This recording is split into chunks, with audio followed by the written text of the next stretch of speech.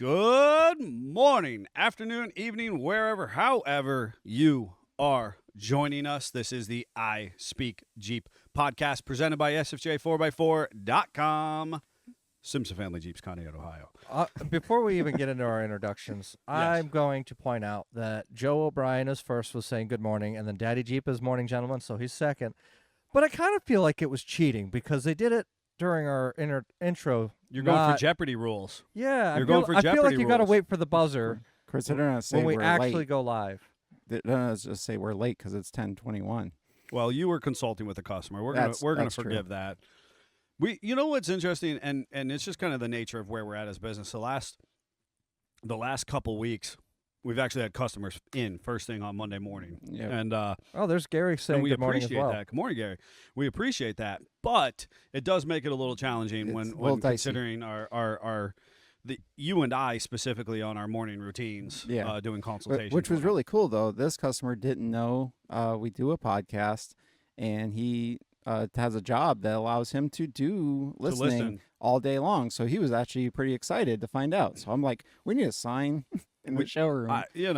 I'll continue to say we are the business that you think we are when you encounter us, right? People out there still think we just do used parts. So whatever, and it's valuable to say that if you are listening to this from a pre-recorded standpoint, and you're listening to ear holes while you're working, or you're doing yard work, or on the assembly plant at or Jeep, wrenching on your Jeep, or wrenching on your Jeep. We appreciate you and we thank you so much. But you can join us live on the Book of Faces at 10:19 a.m.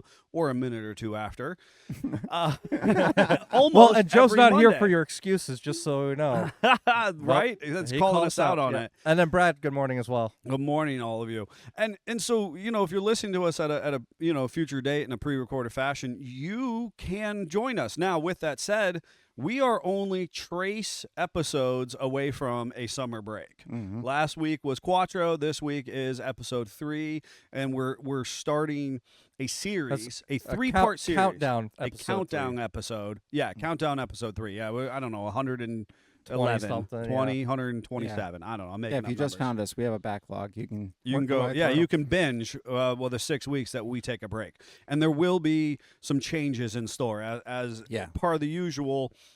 I know it's going to break people's heart to have to do without us for 6 weeks, but it'll be worth it. It'll be worth it. And this was our longest season yet, so it's appropriate that we take a longer break to make some bigger changes. There you go.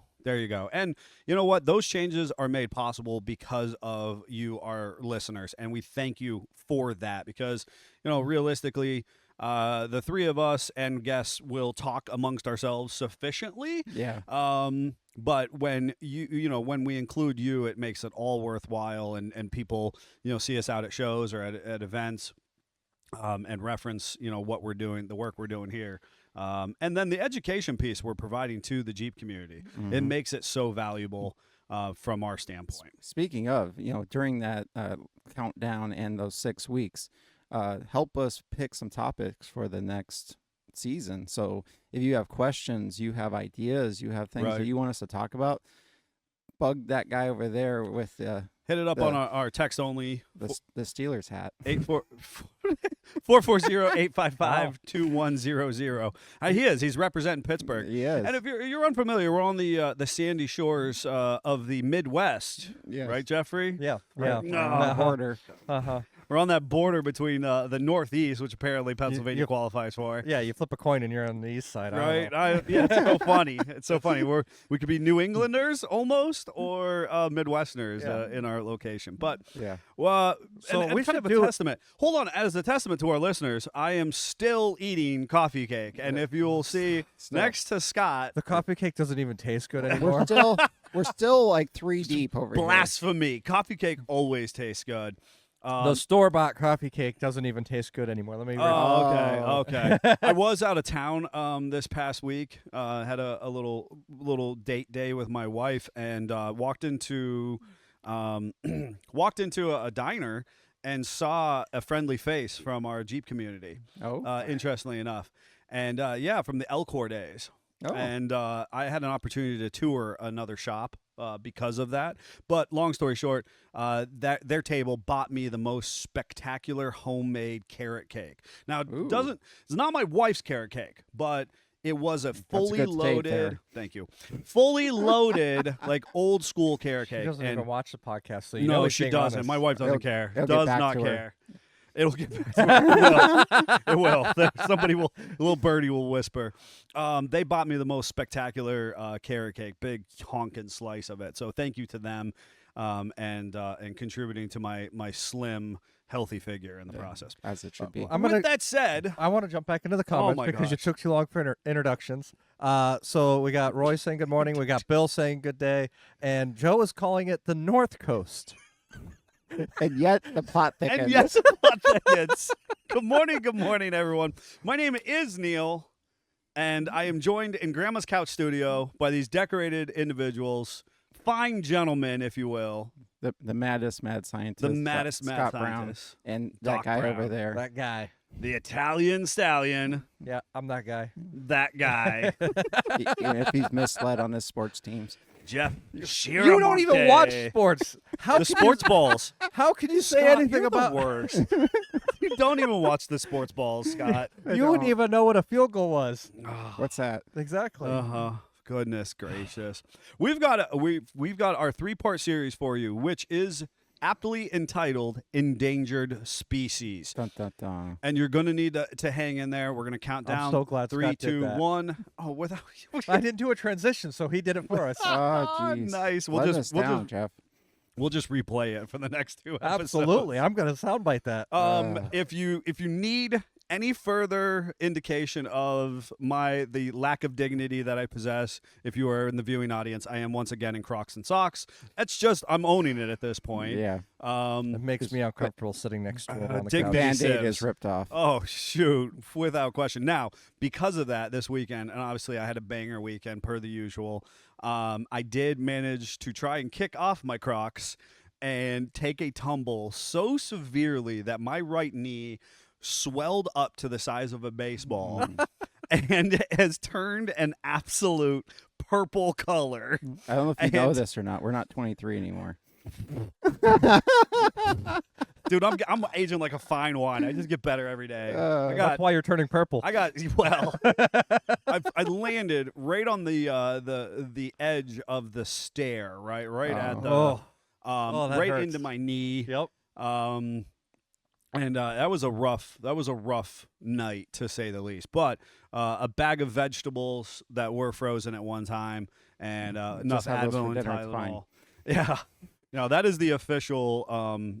Somebody swelling something needs an ice pack vegetable bag. Yeah. I think everybody has one of those in their freezer. And if you don't, you should maybe. Yes. That next to like the U joints and the ball joints. Yes.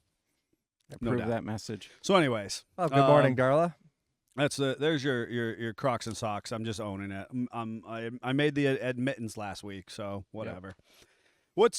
And I will maybe share a little bit of my weekend. But what's going on with you guys? Just kept putting miles on the 36. My wife did polish up the rear bumper guards and window crank handles and stuff, and so because of that, I went ahead and installed the rear guards. And we put seat belts in the back finally for the kids because they keep popping up like whack-a-moles. Sure. So it was, so much for their safety. It was the fact that, will you please stay seated in the vehicle while it's moving? Right. So we went ahead and installed those and then put a little bit of insulation underneath the rear seat. And then we've been cleaning the non-working side of the garage, and I accidentally found the original vinyl floor. For those that don't know, the way Ford designed those cars is it has a vinyl floor from the front seats forward, and then it was carpeted from there back. Huh. And then it's like a carryover from when people would pay people to drive you. Yeah, like a chauffeur. Yeah. So it's literally, business in the front and party in the back. So I found that it came with the car, and I was like, I'm just going to throw this in because why not? Yeah. It helped keep some of the heat down, and it was instant gratification. So I went ahead and did that. Also getting the Rambler cleaned up. I'm listing that for sale. because can't have 80 cars. Yeah. So just cleaning it up, getting it ready to go, finding all my spare parts and pack the trunk full and make somebody a heck of a deal to pass that one along. So that is generally what's going on. So in my at that world. point in time, are you out of AMC? I am. That once the Rambler goes, that chapter of your life, albeit fruitful, Yes, is closed. which was really funny. Cleaning, we were pulling things out of corners and going through piles, and a random AMC V8 coil and bracket randomly popped out of the corner and was like, "Hi." I told my wife, I was like, "When you think they're all gone, Right. Technically, her Jeep's AMC, so we'll still have something, but not like not, AMC. Yeah, you know what I mean? There's a contention. It's kind of funny because there's somebody that'll fight you in the CJ group that like they're AMC-ness. Right. But if you go to an AMC car event, They don't want to recognize Jeeps are not their friend. They're like tolerated. As long as like you have to like show like, well, okay, you have a Jeep, but do you have a car too? Oh, okay, now you're Yeah, cool. it's like that weird uncle who shows up to the picnic. Yeah, You know what I mean? It's like, yeah. well, okay. You can sit over there and Yeah. I'll just wave at you. Yeah, totally. Yeah, it's weird, but Hmm. yeah, and in some ways, like I told her, I'm a little sad, but at the same time, I can't keep them all to the level. It's a big part. So when was your first AMC acquisition? What was your first purchase, and when was it? Well, before he does that, I'm gonna make a note that his wife just in the comments said not 100%. They have a CJ. No, it's still not. It doesn't count. Amy, I love you, dear, but it doesn't count. See, AMC people don't actually want to claim Jeeps. She'll say it's because it has the flag on the dash pad. Of course, yeah. And the Jeep keys. appropriated whatever they could from AMC, and it's cool. The AMC nature, right? Jeep people like their association with AMC. AMC doesn't like their association with Jeep. That would be my designation. That's all there. true. And then Selena says good morning. Gary said playing old school Whack-A-Kid, love it. And Bill McWilliams says it's getting very hard to find parts for a 1974 McWilliams too. Fair. That's fair. That's fair. That makes sense. So my first AMC was my 71 Gremlin that I had just. How old were you? I was 17 or 18. Right. Actually, it was funny. While we were putting insulation underneath the back seat of the 36, Amy reminded me that one of the first projects we did as a couple was insulating the Gremlin before it was on the road. So that was pretty cool. Ironically, using the same insulation, and I might have the same roll of tape. You are the worst. Yeah. So you had AMCs pretty much for 20 plus years in your life, in your repertoire. yes. Yeah. For a while there, I was very hardcore deep. You were incredibly incredibly in the cult. In the cult of the AMC. Yep. Yeah, and this will go on its way. You've made a lot of good friends and relationships through it. Yeah. But now you are selling out to the fix or repair daily crowd. Yeah, sadly. And someday What are you buying an F-150? That's all right. Anyways, I mean we have one, but that doesn't matter. I know you do.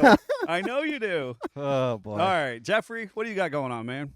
It was a very busy weekend. I went to the Albion Fireworks Festival. Yeah, I'm kind of disappointed I didn't make it. Yeah, so I was there with Hyperlease Heartstrings, a nonprofit, and you really didn't miss a whole lot except for the fireworks. I mean, the kids would have had a blast. I really wanted to go to Raceway 7. They did fireworks, and I need some good old dirt track therapy now.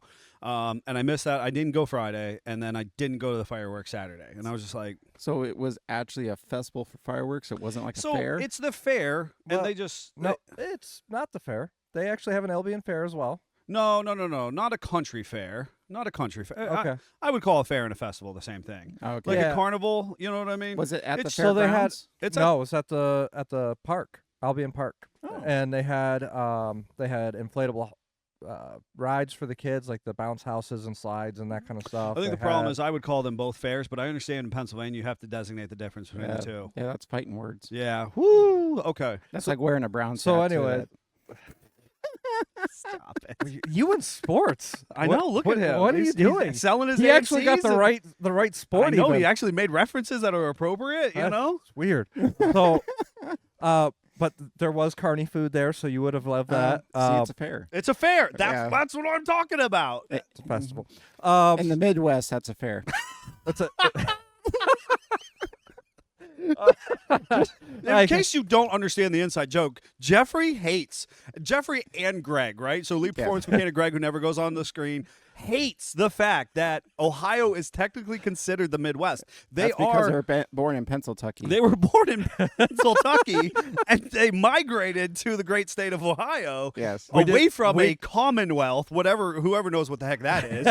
And so confusing. They hate the fact that Ohio is classified as the Midwest. Yeah. And it's challenging because Conneaut's really not. Like where our headquarters is, it is the North Coast, according to Joe Brilla, which he's not wrong. So I have to distract for 2 seconds. There's actually a very good person on Instagram and other platforms, I'm sure. That's just the only one I'm familiar with.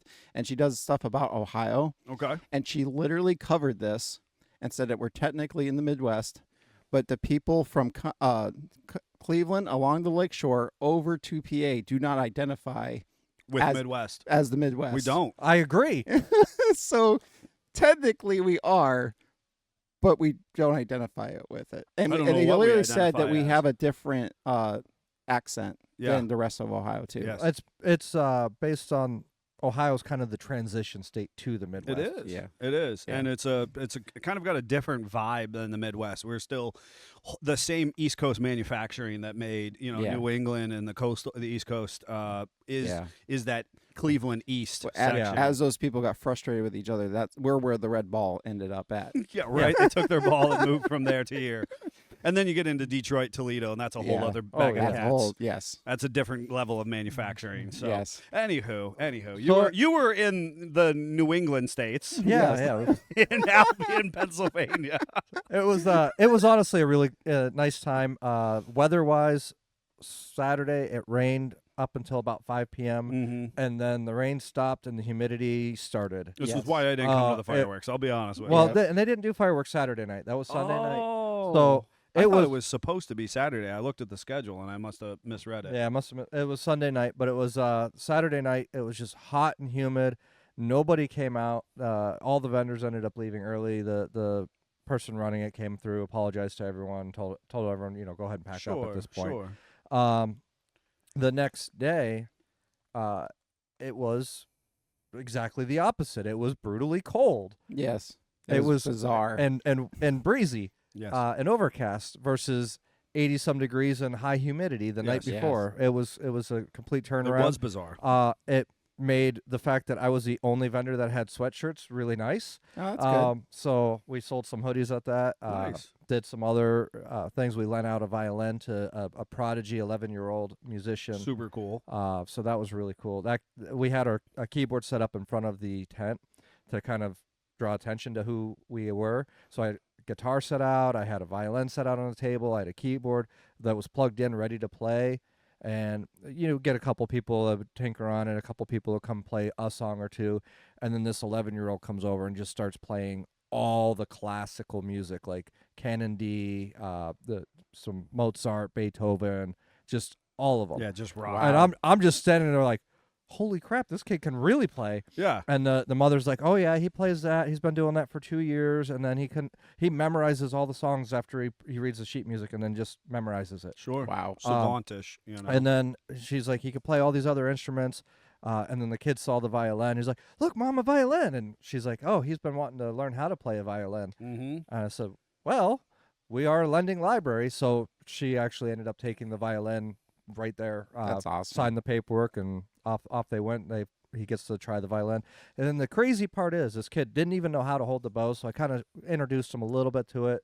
I explained I don't play the violin myself, but I know enough to show you how to hold it at least. And the kid just started playing. Like That's he, awesome. he didn't do a full song or anything, but he was able to play some notes. Yeah, and I don't know if you've ever squeaky, scratchy stuff. Correct. If you've ever tried to pick up a violin, that's what it normally is. It didn't do that. Do you know what the difference between a violin and a fiddle is? The way you play it. No. The position you hold it in. That's it. No. Yeah. Nope. Scott? I'm letting Joel down, but I don't remember. I know he's told me before. One's got strings and one's got strings. Holy crap. Wow. Wow. And the way they looked a little bit. No. Violins are like very taken care of and proper. A fiddle you whack somebody with. Yeah, you know what? You're really going to fire up Brother Joel now. It was actually funny because somebody was asking that at the event. They're like, what's the difference? Yeah. And they're like, because my grandfather used to do square dance and he had a terrible stutter, but when he did square dance, there was no stutter. Yeah. And she's like, but I know he played the violin. And I'm like, nope. If he's square dance, he was playing the fiddle. Yeah. She was like, oh, well, that makes sense. Yep. Fiddle's a working man's violin. Oh, goodness. So Joe Brilla's in here saying all the various linguistic patterns got funneled through Ohio, along the lake, through the center, and down the river. It's probably true. And then he said he paid attention in linguistics class. Wow, that's kind of cool. Yeah. And I do believe it. They used to talk about Ohio as the mixing basket or bread basket. Yeah. Kind of the same Americana feel that Ohio was, the mixing bowl of sorts. Yeah.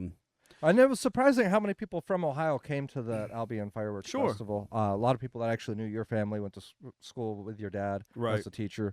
And it was the ending, the fireworks, it was a good fireworks show, but I felt let down because there it is. It was the same level as what I there do. It is. I knew the minute he said, I saw it in his face. I was like, he wasn't impressed because he does a better job. Yeah. I felt terrible because I'm like, oh, these are supposed to be a commercial show, and the fireworks weren't even up at the height of commercial. You know what? Don't be jaded, what? Jeffrey. This is actually a fair segue into today's topic of endangered species, and I'm going to give you a little tease because I feel the same way going to car and Jeep shows. Mm-hmm. Yeah. Right? So I get it because I don't have the same level of enjoyment that I once had, but I still do. That kind of that little kid enthusiasm inside of me still is, that heart light is turned on by car shows. And the hope and the expectation that it's better, but then it is still. Well, you have to find like the unique piece. You have to find the little piece, the silver lining, and kind of accentuate it. You know what I mean? Be like, oh, well, that combo was really cool,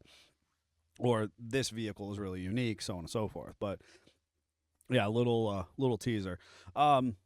For me, I touched kind of anything and everything that had wheels this weekend, and then played in the dirt is really what it comes down to. So, did some cheap free modifications on my new cheap Jeep.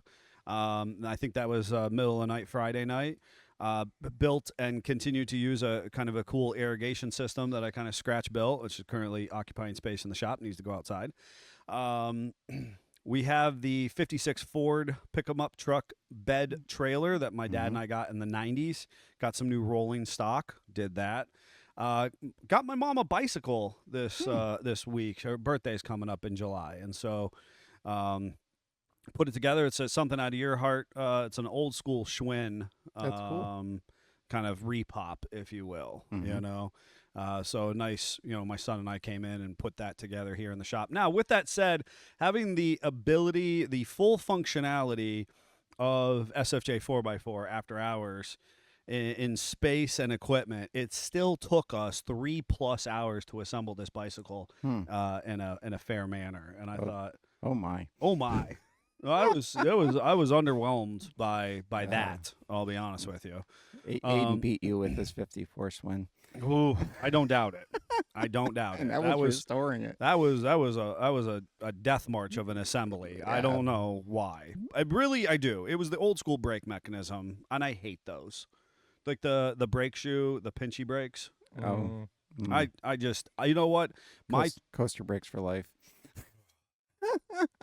What are you calling coaster brakes? In the hub. In the back. Oh, okay. Fair. And then work on the new homestead space out there and digging in the dirt. So there's my full package of the weekend. Constant motion. I did get stung in the hand, and it made my bones hurt in my hand. I wonder what that is, right? Because I feel like I've got stung before. It's called getting old. Yeah, but it's So, anyways, so wait a second. Tony said first bicycle with Dana 44s. No, Tony's a thinker now. Yeah. So wait a second. You know what? Funny. I did have an amusing interaction based on age, right? Alone, and again, aging like a fine wine, as far as I'm concerned. But there's another guy. There was a play date between our daughters, right? Mm-hmm. And this is an individual who's a couple years younger than me, but we did technically go to school together. Is what I understand.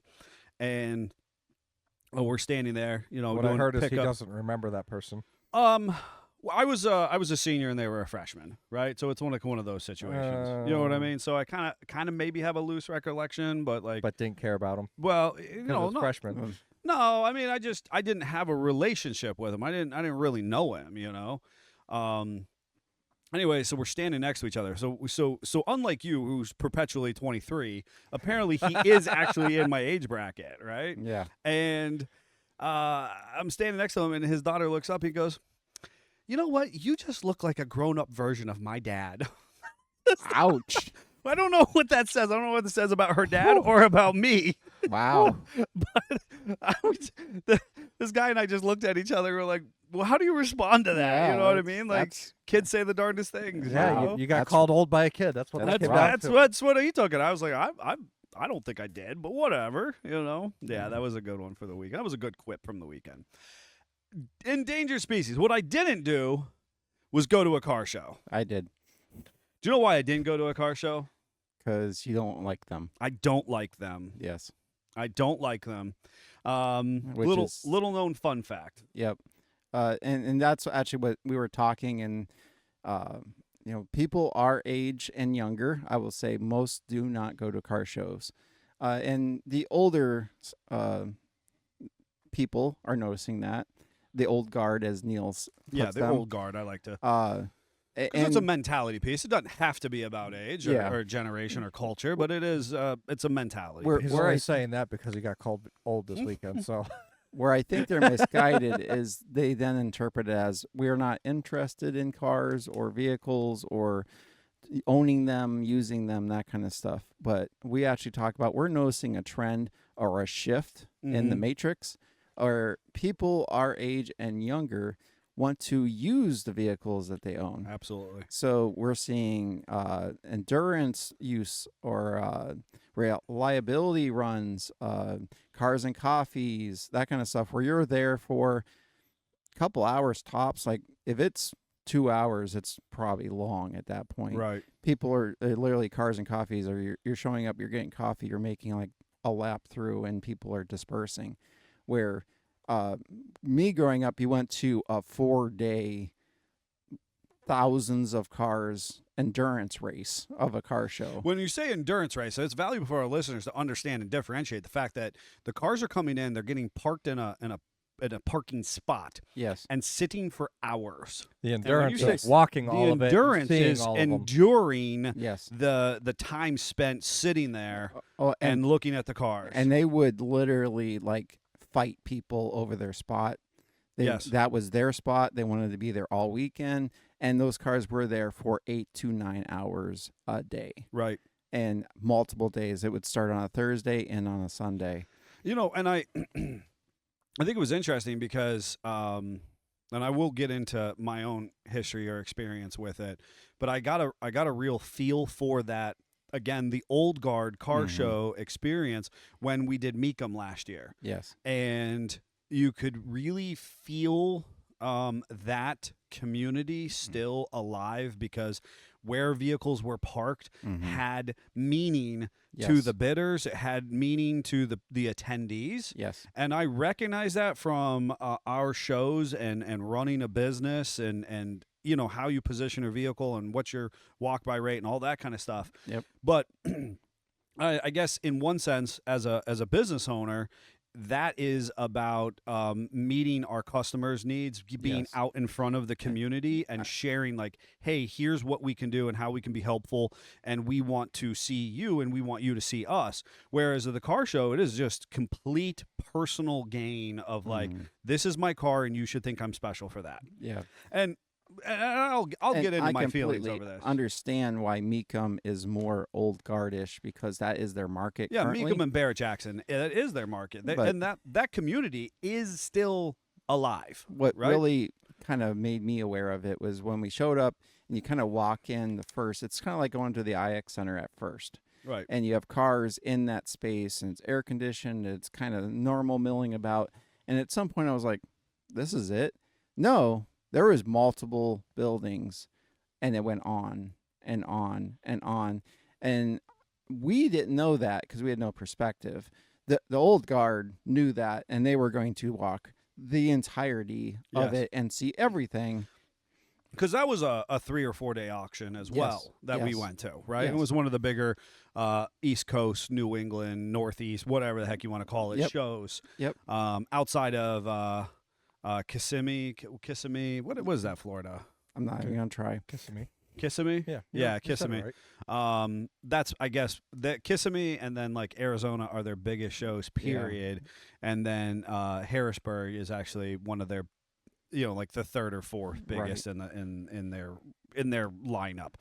But regardless, I mean, that's a buying and selling at least. Mm-hmm. A lot of what the traditional car show scene is literally just showing up, bringing the vehicle that you possess, parking in a parking spot, getting out a lawn chair, and sitting behind your vehicle. Yes.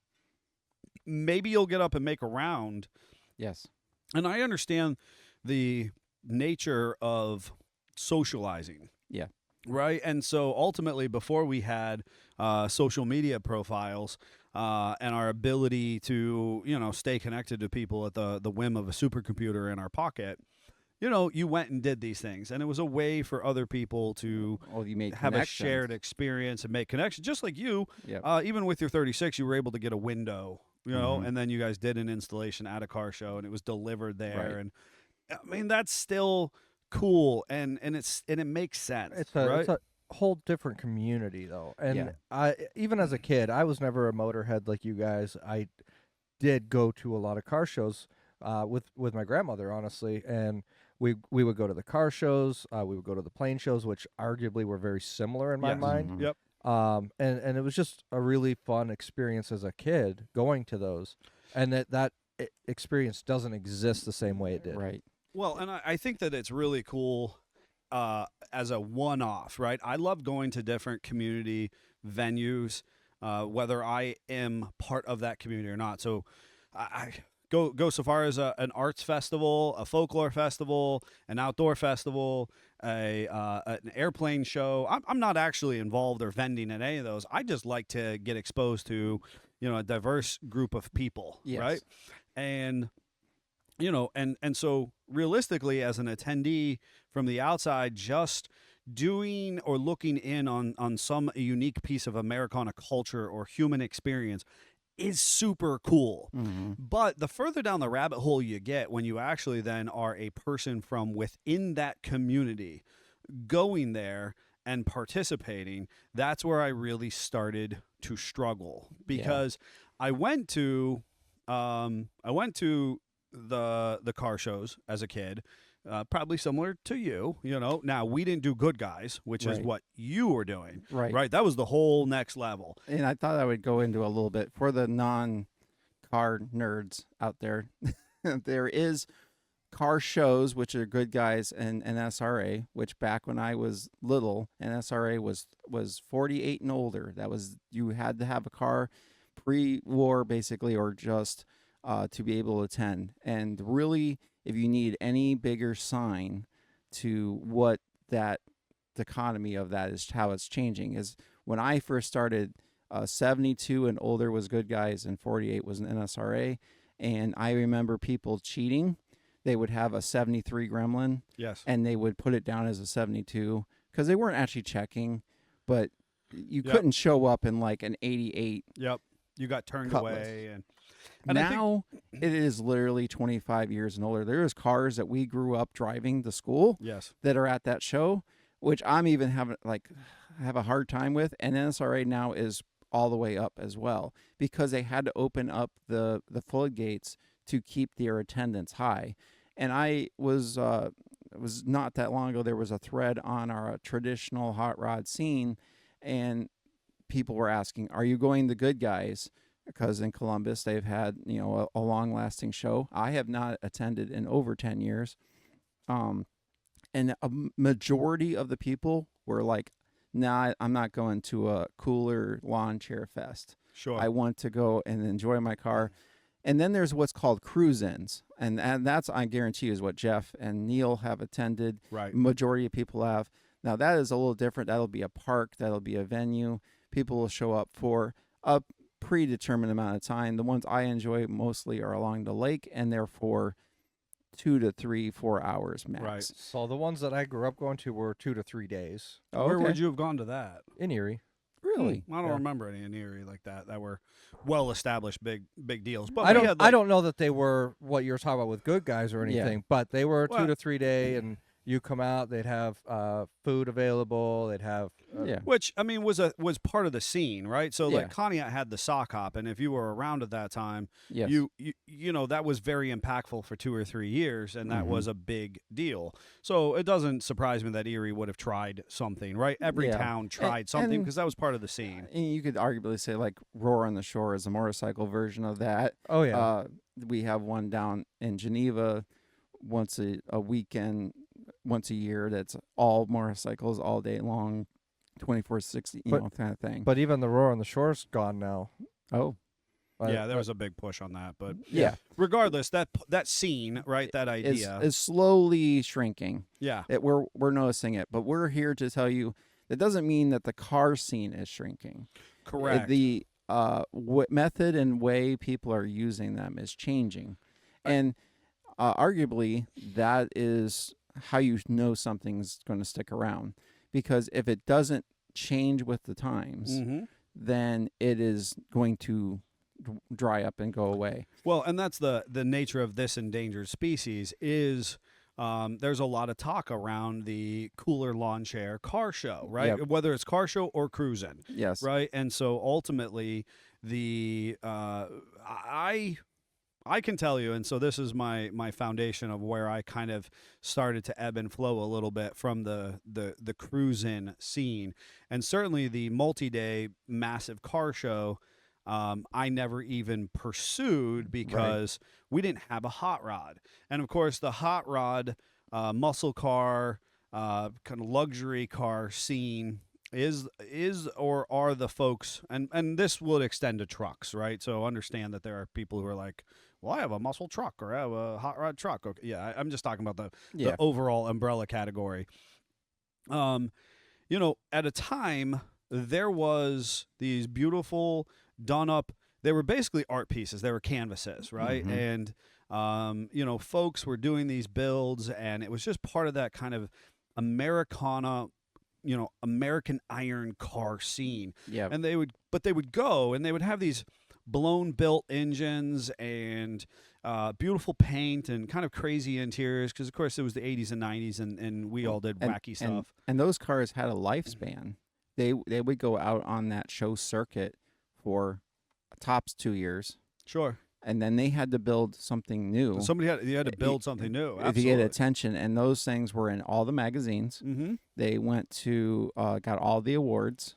It was the who's who of the elite of that. That could even be the local elite, right? Going to the cruise-in. We all knew the couple folks from our community who had these standout cars. Totally. But those guys were attending those big national shows and looking for that notoriety. Absolutely, they were escalating. And the thing is, again, from a business standpoint, our objective is to gain market share and to then literally share and get in front of our customer base. A lot of this was just for this kind of self-fulfilling personal gain if you were doing it for the car show scene. Yeah. You might get a couple sponsors out of it. You might get a connection or two to get some extra product and whatnot. But some of them were builders or were doing cars for elite owners, and then you were getting, okay, well, he built that car, and so now I'm going to have him build mine. Totally, kind of stuff. Totally. So here's my own personal thing where I really start to like lose momentum with it. My father purchases the 1948 Willys 2A that is so so ingrained into the business at this point, is one of our OG logos. And I remember, it's a flathead 4-cylinder. Yep. It's a T93 speed, Mm-hmm. and pretty stock running gear. And it was a cool vehicle, and at the time, other people thought it was cool and everything like that. And we had actually owned the 46 the 46 trailer, or Mm-hmm. excuse me, 56 trailer that Mm-hmm. that I just mentioned earlier. And we were hauling that behind. We actually had a YJ at the time, and so that was hauling shrubs and yard debris and everything. And I don't exactly remember what it was, but I was obviously of appropriate driving age, and the YJ was tied up, and my dad said, "Well, just take the 48." And I was like, "Do what?" And he was like, "Just use The Jeep. the Jeep Yeah. to do It's a Jeep. work. It's a Jeep." Yeah. And I was like, and of course, I'm 16, 17. I'd only been to the car scene Yeah. at that point in time. I They're knew static. the world. What's that? They're static. Yes. They are stat. That is exactly my experience, Scott. Because up to that point, I was just like, well, no, you're just supposed to look at them. You're not Yes. supposed to use them. My dad was like, load up the truck bed, so it's a 56 Ford pickup truck. Yes. It was like, load it full of construction debris, And use that ball hitch on there. use that ball hitch on that Jeep, Yeah. and go do your work. So And I it's was like, Funny story. holy cannoli. Like, Good tie-in is when my first vehicle was my 68 C10, and I was literally told by my parents multiple times that I was not allowed to haul anything in it. yes. My dad's perception was the fact that it had historical plates on it. I was not allowed to use it. Mhm. And I carried that until my dad passed, and I inherited his 41 Plymouth pickup. And I will remember this day probably to the day I die. And I go to register it, and the lady says, "Well, here's a paper for you to sign that you're not going to use your truck for commercial use." And I was like, Yes. "Oh, Right. I'm allowed to use it as a truck?" She's like, "Yeah, for your personal use." I was like, "Game on, bud." Yeah, it's a truck. It had a hitch, and I hauled trailers with it, hauled a 4-wheeler with it. I started using the 68 like a truck, not abusing it, but using it. That's the way I grew up was if you own it, it's to use it. Yeah, but we didn't have the extra income to be able to be like, oh, that's just a show and vehicle. it's not even that's the it. extra income, Or the but then it extra- was that prioritization, right? correct. Because and I get it, right? And so I think that was where, because I think we all had, and I'm just going to make this generality, grandmothers or some type of a character elder in our life who had dishes that were not to be used. Yes. They were just to live on a shelf or Yes. in a cabinet, right? Oh, break out the fine china for dinner. We've got a company coming over. Or Kind of how many conversation, people and that was knew it. the neighbor or the grandparents or the uncle that had the Sunday car, or the nice vehicle that was only for limited use. It didn't was the come out- church car. The church car. It Yep. didn't come out for any other use. Yep, I know And- people like that. And it was beautiful, and it was special when you got to ride And that in it. was an important part. That was how that generation or a couple generations prioritized their finances, Yes. Mhm. right? And so then to say that we were at a position where we were not fiscally able to do that. I mean, I don't know that they were exactly able to have China. Right. It's a prioritization. It's the of funds. prioritization, and then I our think priorities growing up was and not I think that somewhere in that shift of of the 80s and 90s, all of a sudden it was like, I don't know, I want to drive my Sunday car on Tuesday. Yes. I would like to pull this plate out, and if that china sitting on that shelf doesn't benefit me, maybe I don't need it, and I'll just get some regular Corel ware or paper Yes. plates, or I don't know, something. I But thought Corel was the fine china. Ouch. So in the comments here, Gary said, "I'm 50 years old and I hit it and quit it car show guy. I do a walkthrough, take a little bit, and head out. 2 hours max usually, even at Jeep shows." And I'm kind of with you, Gary. Once you've walked around and seen what you want to see, And I will say we're even seeing this trend with Jeep shows It- because we have More and more. seen the pinnacle of the minutia of giant shows, and they're starting to shrink a little bit. Well, and that's ultimately, part of the Endangered Species 3-part series here was to talk about car shows in large part, and how the old guard thinks that, generationally people aren't interested in cars, but that's not true. We're interested in using them. And then the Jeep shows kind of followed suit as they grew up in size, and a lot of the shows that were park-em shows. Yeah.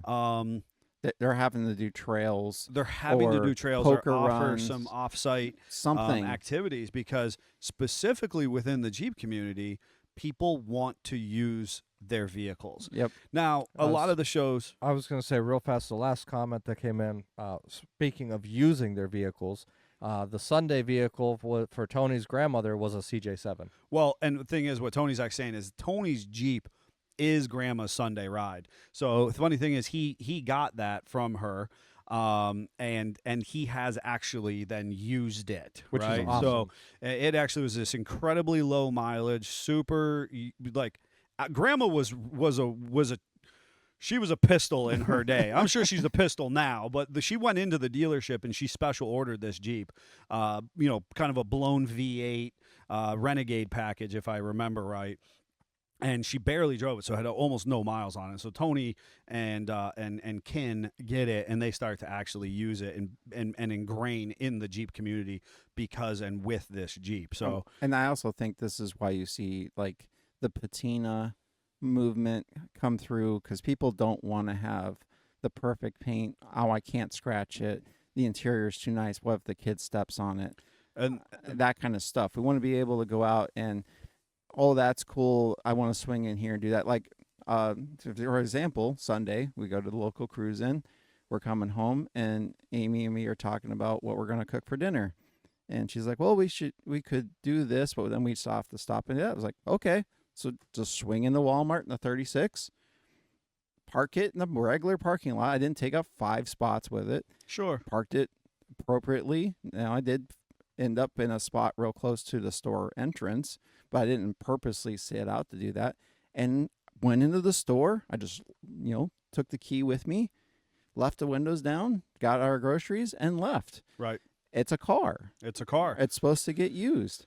And that's, kind of what I was saying with the Jeep shows. We saw them go from these deeply rooted, organic club and local based events where there was a lot of them were kind of park and obstacle course, like you would just park and show and shine. And also what I was saying is that a lot of the shows are still trying to hold on. They do offer up a show and shine category. They do both. They're trying to engage people at that. And there is a dedicated body of people who are the show and shine. And there's not a lot of crossover. There's no crossover as far as I'm concerned. And that could be, in the eye of the beholder. But because of where our booth is at Bantam for, many years, we're right next to the show and shine section. And honestly, that is the lawn chair crowd, right? Yes. I mean, they show up on Saturday morning, they got their beats going, they got their lights on, and they pull in and they pull out lawn chairs. Now, and good for them, right? They do one thing before the lawn chairs. Get out back in. Well, they back in, then they get out the rags and the spritzer. Yes. And they spritz and wipe. And wipe. Spritz and wipe. And you know what? And if that's the holdover and that's what brings you joy, so be it. I'm glad that you're part of the Jeep community. That's what I like about Jeeps. It spans the gamut, because for so long, as far as my experience with the car community was, it was just the spritz and wipe. Yes. Right? It was not the grocery getting, And in the Jeep world, we made fun of for a long time the grocery getters on 40s. At this point in time, if you want to get groceries with your 40s and tons, get groceries with your 40s and tons. I feel like there's a lot of acceptance in using the vehicle for whatever your needs may be at this point. Well, and for me personally, that's the way it's always been with my vintage cars, Jeeps or otherwise. And kind of reflecting on this, that's always made my dad uncomfortable, because he was not that mentality. I always tell this fun story of me and Amy. We were dating at the time. We had this rag or magazine that would come out, and they would just have all these shows.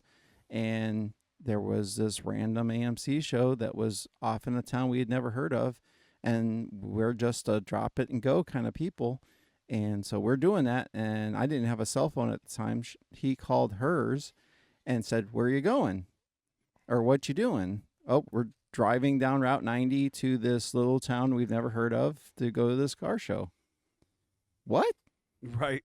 And he like freaked out on about it. And at the time I was like, "This is weird. Like, why are you all upset?" "Well, we had no plan. We had no way of hauling it home. If something broke, we had no tools. And I'm just out enjoying the car, doing what the car should do." And that just wasn't his perspective. Right. So when I first started the business and we were selling, used parts largely, I decided that I was going to try to reach some of the car community, thinking that there was enough overlap with the Jeep automotive market. I remember this and day. And the car automotive market, right? Yeah. And so it's valuable to say that there was a time, we go way back in history, where each town had a hot rod club and had a 4-wheel drive club. Yep. And you typically had a business or two who was dedicated to building the hot rods and the cars, and there was a business or two that was dedicated to building the 4-wheel drives. Yes. And each area had these unique groupings of people. And you usually had one or two that crossed over. That kind of crossed over, right? They had a Jeep and a hot rod, or like they had a hot rodded Jeep. Correct. Something like that. Something like that. And I, in my mind, just didn't think that was that big of a deal. And, I'm a naive and enthusiastic young business owner who's just trying to peddle my goods to anybody who likes engines and wheels like I do, right? That was my thought process. And I had been selling Jeep parts for a couple years, part-time at that point, met a bunch of amazing people. This was our first year full-time, and, had already gone to a couple shows, made fair money for a startup at that time. And we were looking to expand to a different venue. To a different venue in a different market. And I had a friend who was out east. He said, "Hey, you got to come out to Carlisle, Pennsylvania, because Carlisle is the hotbed of the automotive industry," right? And for those that don't know, Carlisle, there's a Mopar, there's a Ford, there's a Chevy, there's everything. All of your big manufacturers. And when he says there are, he's talking about what they called nationals. And nationals was when Scott was explaining the kind of the tiers of shows or events. Typically, when you use put nationals on it, it means that it's a really big multi-day big deal. And right? They did have a 4-wheel drive truck. So they had truck nationals there, right? Yeah. Which was certainly through the late 80s and 90s. Truck Nationals was a touring show, which we also don't have anymore. Good Guys is one of the few touring shows anymore where there'll be good guys in different parts of the country. And this was a moneymaker back in the day, but you basically had these attractions, much like a circus, but it was for vehicles. And these promoters or organizers would come to local bigger areas, typically big fairgrounds where you could get a monster truck or two in there. You could do truck rides. You do a show and shine. You'd get a 4-wheel drive business to sponsor a space of it. They literally, I remember them looking out for builds, and they would actually advertise that this build or this truck is going to be there, or this car is going to be featured. Exactly. And make you want to come to see it in person. went to a bunch of those, right? Whether they be car or truck growing up. And we don't have that anymore. And there was actually a bunch of those attempted in the last 15 years, and they all tanked, right? They had different names associated with them. Truck National still does tour, but they're more they're not what they once were. Again, endangered species. But anyway, so I go out to it was a swap meet in Carlisle. And if you're not familiar with Carlisle, it is besides it being an automotive hotbed for various reasons, it actually is ideally located between urban areas. So it's just off the interstate. Literally, you can drive on the interstate and look down and you can see the grounds. And and you can get there from, all these other big urban centers. So it attracts a ton of people. And I'm like, this is it. This is going to get me a big East Coast push. Mm-hmm. I get there. At that time, I was running the Big Red Rig. It was awesome. I had my camper. I actually my wife was pregnant with our first child. And the show was Fall Carlisle, and it is actually like a 5 or 7 day show. Yep. Okay. And it is a mixture of swap meet and car show. And I didn't go out immediately because of her being pregnant and other stuff going on. But I end up hauling out through the middle of the night. Truck, trailer, camper, the whole thing. I'm there. I pull in, huge crowd. Mm-hmm. I've got to drive down the center of like this super busy corridor. Everybody's really digging on the setup, right? Pull in, get this kind of grassy knoll, great, appropriate for my setup. By some other off-road people and what off-road air quotes, square bodies and OBS Fords and stuff like that. I set up. Excuse me, sorry, coughing into the mic. I set up, and then everybody shunned me. Yes. They shunned me. They were like, why are you here? Why are you here? Like, literally had people asking me, like, why would you bring G parts to this show? Yep. And everybody came up. The people who were kind came up and, would tell a story about a family member's Jeep that hauled firewood or pushed snow or did utilitarian work, but not investment purposes. It was all bubble gum and duct tape stuff. Yes. And it was all, well, that Jeep's rusted out. It served its purpose. It's now a tin can somewhere. Correct, right? And I have these memories of it, but I don't own one. So I'm just here to bend your ear, and I'm wandering away. Yes. Now, funny things that I know to be true based on kind of the peculiarity of who I am as an individual. I can tell you factually, after a first full year of selling fairly well in that first, initial get up of full time, I sold only one transaction the entire 3 days, 2 nights that I was there. It was a set of tires of yours, of which I may or may not have been on consignment to you. And so I think that money was largely not mine at that point, right? I sold nothing else in that process. It has forever been a tremendous learning experience and black eye for me. Yep. Let alone I can authentically say that within events that we have attended as a business, I have only experienced theft from our booth factually 2 times, maybe a third. Mm-hmm.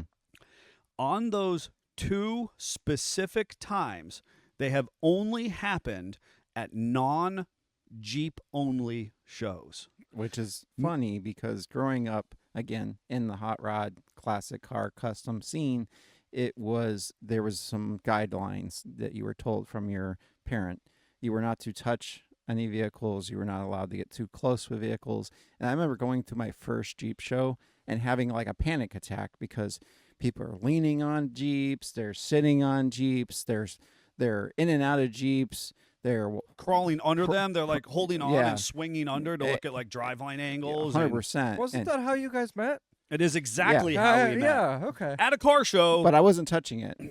I was looking at it, but I wasn't touching it. He was underneath of it, but not touching it, apparently. Boy. I don't know. Whatever. But in any regard, it was just kind of, it's crazy to think that you're taught this rigored thing, but then therefore you see some more people taking advantage and taking things. Where a Jeep, it's like, hey, here's my toy. You can rub all over it, but I'm going to respect you. Yeah. It was weird. That has been my experience, that when we have done that specific show, and then a basically a wheels and engines type show focused on 4x4s, but more of an open to the public where you're going to have lots of different off-road stuff.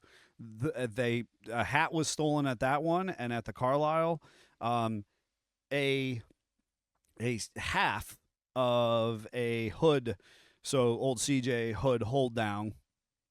So just one side of the vehicle was taken. I had a pair of the hold downs and then the hasps that they hook into, and somebody just took one, one pair of that and left the other one. And I thought, like just take them both. Well, I take them both. Just really do me dirty and take both. You know.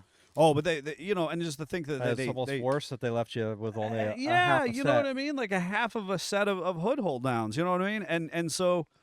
And by no means I would go back to that show in a heartbeat as an attendee. Yeah. But I recognize. Why, so you could get your other half back? Oh, right. Look for it. Do you feel guilty? A decade and a half later, I see you. You know what I mean? Like I don't know. I also felt this sentiment taking Amy CJ to some cruise-ins. For a while there was kind of like, well, why do you have a Jeep here? And it wasn't. It was just a certain demographic that felt that way. And those are the people that are going away because I would say majority of the younger crowd are excited about the Jeep and think it's cool and it's a convertible and it's all this other stuff.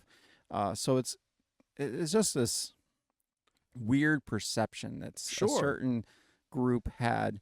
And in some ways it's sad that some of that is passing. Some ways it's good that that's passing. Right. And I think that's, and the argument could be made on both regards. Like, I remember in the car show, 4-doors weren't cool. Dirty word. Dirty words. Yes. Right? And in Endangered Species, 4-doors are cool now. And the problem is, I always thought wagons and 4-doors were cool. I always did. And these old guard telling me that they weren't cool, I was just like, I don't know. Like, you're telling me that, like, a part of me is invaluable. Like when I look at that vehicle and it's like it's outcast or and you it's could always tell at the devalued. car shows the ones that were the outcast because they were off in the dirty section of the lot by themselves. Yes. Yeah. Yes. That's where I always parked. And I just was like, well, but I think that's cool. So you think less of me now because I think that that's cool. Now the challenge is I also do appreciate a little bit of formality and rigor. So to say that, like, when we go to shows, and I blatantly see a build that maybe everybody, and this is why I struggle with events at this point, is that if the build is very attractive aesthetically, but it is functionally not of value. Yes. Then I'm like, well, that kind of sucks. Yes. Right. And so that was the argument with SEMA about just 5-7 years ago. Bluetooth drive shafts. Was Bluetooth drive shafts. Right. And so, realistically, at first I was very turned off by this huge, smattering of Bluetooth drive shafts until I recognized that for those builders, for those individuals, that's just a big canvas. Yeah, it's the Mona Lisa. Right. With tires. Now, what I take exception to is then when the welds are very porous and poorly done and there's powder coat flaking off of them and that they the look actual like, CJ AMC welds. Yeah, the factory welds. The actual craftsmanship. So if you're going to make a Mona Lisa, if you're going to make a canvas print, then do that well. Yes. Don't take and cut corners just so you can have this kind of big flashy thing on display. I was at a show in Washington D.C. and I still remember it's an incredibly huge name, reputable off-road and Jeep builder and manufacturer. I don't hear much out of them right now. They were huge under the JK crowd, and we were at this indoor event in the convention center in Washington, D.C., and they had it all twisted up on stands. And the reality of the situation is you had multiple places where the axle, the solid metal of the axle was coming up and contacting the Jeep itself or the vehicle itself. In this situation, it was actually a Colorado or Canyon.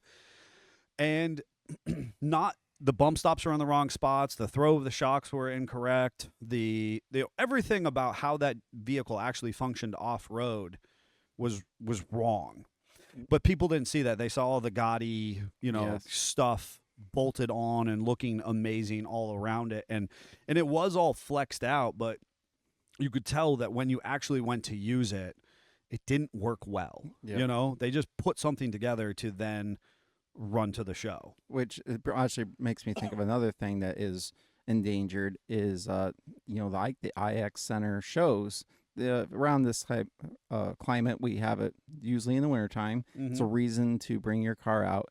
And these are shows I grew up kind of distasteful taking my vehicles to, because you were going for a trophy, a plaque, some notoriety that I personally didn't build my car or need to do.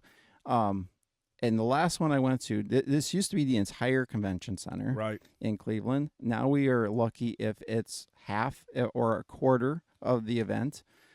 It's literally roped off, or they will have a different venue on the other side now. Right. And the last one I went to, I was walking through, and the kids are like, "Look, a Jeep," and it was straight out of like 1984.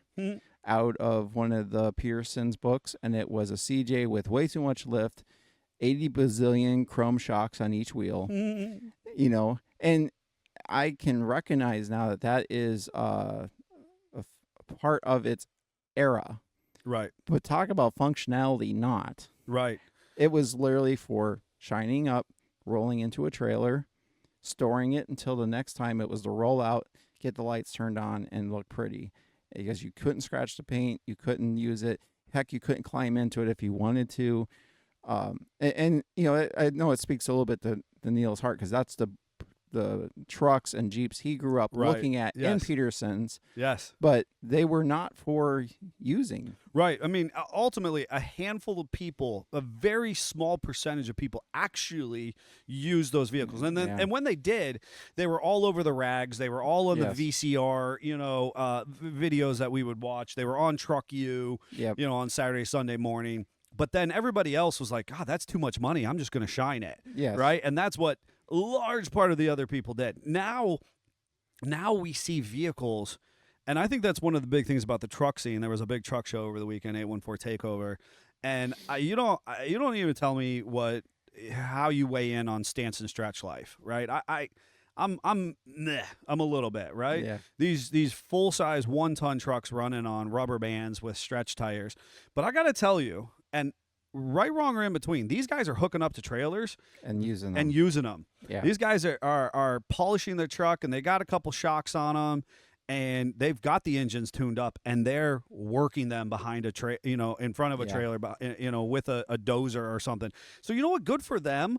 And you know what? We all were like, oh, that tire is going to blow out. It's going to do this, that, and the third. But so are they? Tony in the comments actually says it best. The way I look at it, I don't have to like your build or what you do with it, but I'll respect it. Yeah.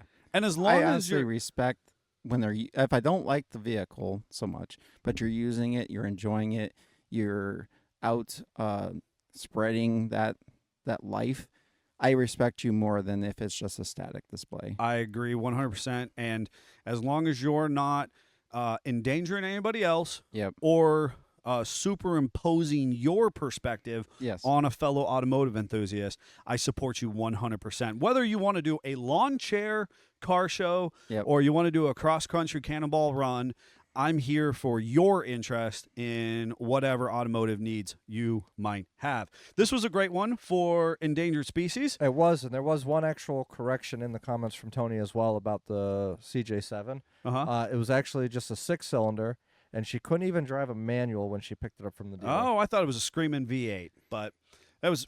Don't let the facts get in the way of a good story. I think it was new Yeah. enough that it couldn't be a V8. Maybe. But it's a super cool Jeep. Yeah, regardless, we've got a really cool thing to talk about here in a second. You forgot about it, didn't you? What? Go ahead. You've got a flyer over there, don't you? I do have a flyer. It's got something really fun on there. Yes. And I actually wore my Freedom Crawlers shirt all event today because you're going to go play with a toy? Well, because we have I should have said this at the beginning as well. I know you should have. I couldn't believe you didn't. You got excited. I got excited. So we have the Freedom Crawlers Jeep Club Mini Jeep Go-Kart giveaway That was to benefit local charities. That's right. It's a giveaway for a mini Jeep. So I have been obsessing over these mini Jeeps. Now, honestly, if you remember, Greg actually found a wooden cutout mini Jeep like a decade ago that he was trying to build and make happen. Well, it used to be like in the Home Mechanics magazine, how to build your own Jeep. 100%. Yeah. So there is happening at multiple sponsors. So, and I'm gonna put them out there: Premix, Hadlock, Pizzeyes Flooring, Big D Auto Sales LLC, Conneaut FOP Lodge 51, Stacy Sensky Harbor Realty, the J Team, Simpson Family Jeeps, SFJ 4x4, U.S. Veterans MC Ashtabula, Tractor Supply Ashtabula, and Shred Right. There is an amazing opportunity for all of our listeners. No matter where you are at, you can win this Jeep. And Freedom Crawlers not only win it, but the ticket price is really reasonable. It's absolutely only $10 a ticket. If you do their QR code to pay digitally, then it's $10.50, I think. So it's $10.60. A little quick correction on their flyer, which is fine because I already went on to buy my tickets via QR code this morning. Oh. So what you will want to do is you'll want to. I'm gonna scan it right now. Jeffrey's scanning it right now. So what you will want to do if you are one of our listeners from a distance. $10.60. There it is. And you will access this QR code. We'll have a link somewhere, in the Book of Faces or on YouTube or whatever. And you're going to be able to go on and buy this ticket. Now, Freedom Crawlers, if you are not aware, is a local enough Jeep club. They keep growing and expanding, but they really pride themselves on Jeeping with a mission, right? Being very purposeful, not just using their vehicles, right? That's not the club that just kind of gets around and does parking lot parties, but actually, and then not just going on trips either, because that was a big thing for Jeep clubs. But this is one that really pushes charitable benefits. Yes. Specifically supporting kind of what I would call a level of patriotism and veteran experiences. And a lot of the members are veterans, so they're trying to help out their brethren. Absolutely. And so if you are within a 50-mile radius of Ashtabula, Ohio, your Jeep will get delivered to you. It'll probably show up in the back of a Gladiator. It's just my sneaking suspicion. If you are outside of that 50 miles, winners must arrange pickup or delivery. Okay? But that means you don't have to be local to enter this. That you do not have to be local to enter this. You may, if you're in another country, may have some extra shipping to pay, but that's right. But tickets are only $10 each in person, and we have a handful of tickets here on site. They're $10.50 or $10.60 if you do it remotely. You got to pay a little bit of a transaction or processing fee. The ticket sales are going to go until September 11th. 2024, and so you've got plenty of time. They're going to be selling tickets. It's $10, so it's a $2,500 plus little off-road vehicle. You could put $100 down. Your money's going to go to an amazing cause and mission. And you might win a Jeep, and you might win a mini Jeep, and you can do whatever you want. That is so cool. And so these sponsors have all aided in the process of the club acquiring. We were happy to be part of this so that we can support the mission of Freedom Crawlers. I'm going to take this. You just really want to win the Jeep for yourself, though. I do want to win this. I actually want one personally. Thanks to the club president who's given us kind of indication that we can actually use it this week in some marketing, and we can try it out. Speaking of, if you want to come see it, it's currently on premise. It is on site. I actually wanted to wheel it in and do the podcast while sitting in it. I think that would have been awesome. But it is out front, and it will remain on property through the 4th of July. And the 4th of July parade, we're going to be doing an open house. We're going to be cooking some hot dogs. Is it going to be in the parade? It may be in the parade. It may be in the parade. I think it needs to lead the parade with a giant flag hanging. I don't know that we're going to do that, but that will be up to Freedom Crawlers whether or not they want it to drive the parade route. I do know that we will be driving it, so you're going to want to tune in for Jeffrey's Tuesday update because I promise you we'll have that going around. Because we're all big kids here. We can't help actually ourselves. fire it up today, do a little pregame live there's just no to show May. you. And I was going to say, the club president did give us permission to test it out for our listeners. Here's the piece that I was going to put in here. If you are a part of our listening audience and you want to win this from somewhere across the globe, now globally that might be a challenge, but if you're in the 48 states, I am going to put SFJ 4x4 on the line right now, and we're going to say that we're going to cover up to half of the freight cost in the lower 48 to palletize this. We will palletize it for free. We will ensure that it goes out of here safely. So if one of our listeners across the lower 48 wants to win this Jeep, we're going to help with the freighting of this vehicle. And that's what we're going to put in a little additional as part of our sponsorship. So you want to get over there, get to this link or QR code. We'll make it available to you.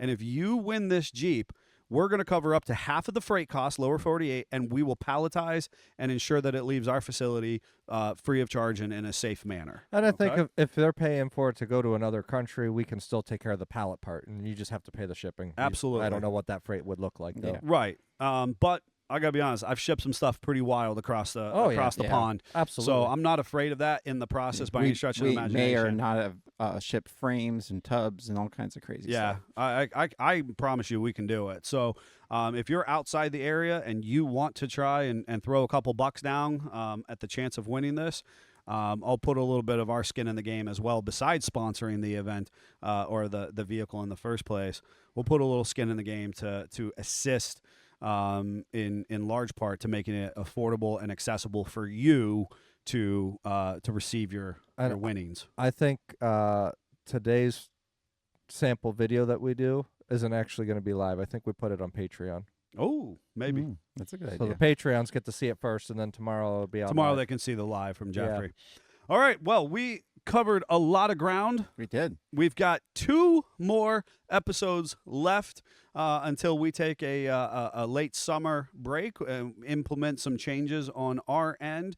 As Scott had mentioned, if you have any questions or suggestions or interest in specific topics, we have tried getting guests. The challenge with the guest situation is the Monday morning live kind of viewing, and so it's challenging for a lot of people to get on air with us. So we'll see what that means for the future. Maybe there will be some pre-recorded and then broadcast episodes to bring in some guests who are only available in the evenings or weekends or something. I don't know. We'll see what that looks like.